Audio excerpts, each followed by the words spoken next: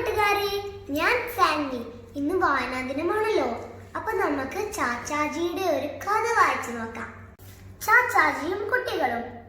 ഇന്ത്യയിലെ ആദ്യത്തെ പ്രധാനമന്ത്രിയായിരുന്നു ജവഹർലാൽ നെഹ്റു.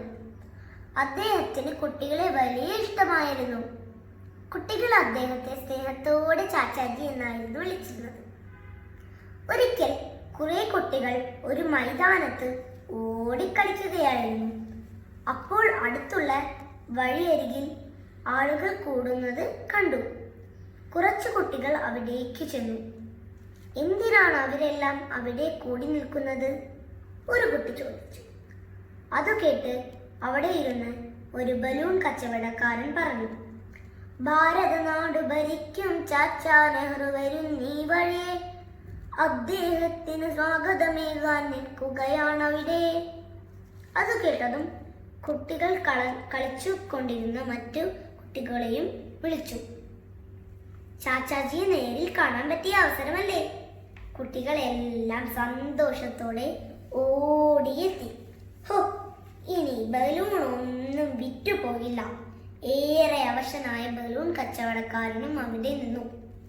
നെഹ്റുജിയെ കാണാമല്ലോ. അപ്പോഴതാ ദൂരെ നിന്നും ചാച്ചാജിയുടെ കാർ വരുന്നു.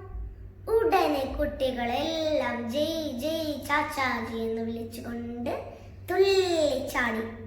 ചാച്ചാജി അത് കണ്ട് അദ്ദേഹം കാർ അവിടെ നിർത്തിച്ചു. എന്നിട്ട് കുട്ടികളോട് അടുത്തേക്ക് വന്നു. ചാച്ചാജി കുട്ടികളോട് കുശലം ചോദിച്ചു. അപ്പോഴാണ് അവിടെ നിന്ന് ബലൂൺ കച്ചവടക്കാരനെ അദ്ദേഹം കണ്ടത്. ചാച്ചാജി ഉടനെ അയാളുടെ കയ്യിൽ നിന്ന് ബലൂൺ എല്ലാം വാങ്ങി.